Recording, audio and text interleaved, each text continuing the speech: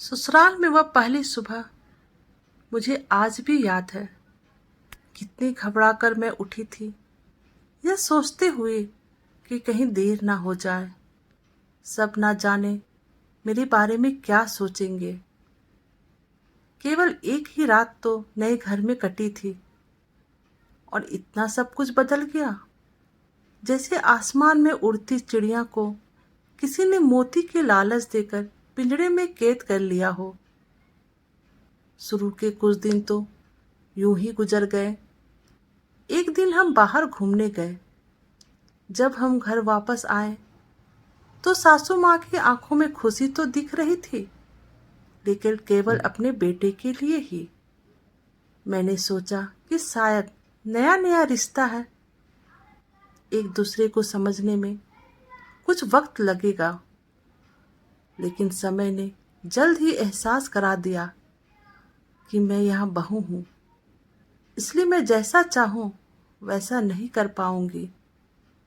कुछ कायदा और मर्यादा है जिसका मुझे पालन करना होगा, जैसे कि धीरे धीरे बात करना, धीरे से हंसना, सबके खाने के बाद खाना खाना। यह सब आते मुझे अपने आप आ गई।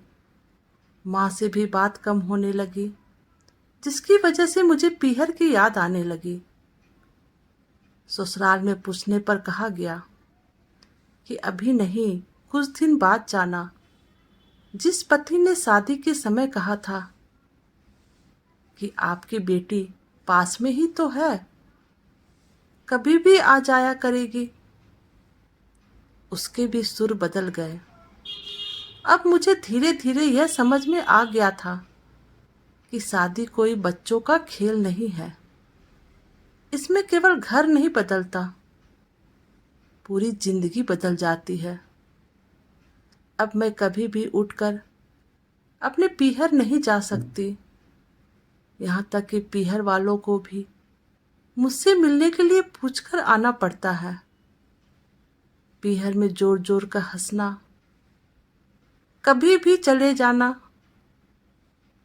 रसोई में से कुछ भी उठाकर खा लेना, अपनी मर्जी का करना, यह सब यादें बनकर रह गई।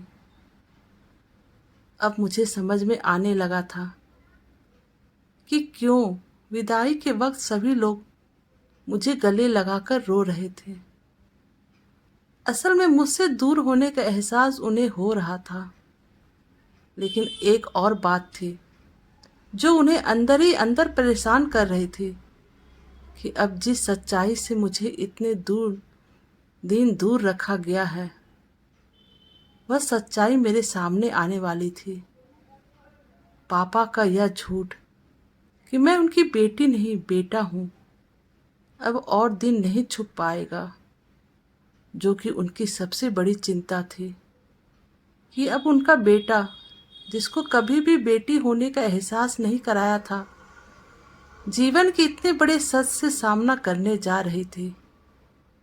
वही माँ को भी चिंता सता रही थी कि उनकी बेटी अभी तक कोई एक काम भी नहीं किया करती थी, अब वह पूरे परिवार की जिम्मेदारी कैसे उठाएगी।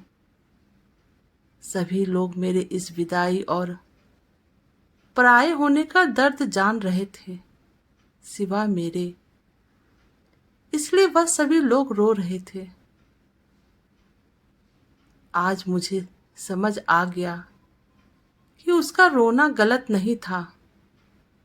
यह हमारे समाज का नियम ही है कि एक बार बेटी डोली में विदा हो गई तो वह उस घर के लिए केवल मेहमान ही बनकर रह जाती है।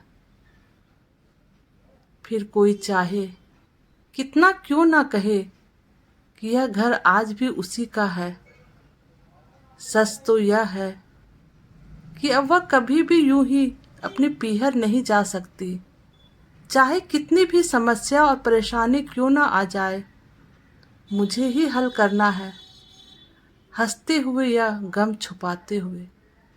दोस्तों, आपको हमारी कहानी कैसी लगी प्लीज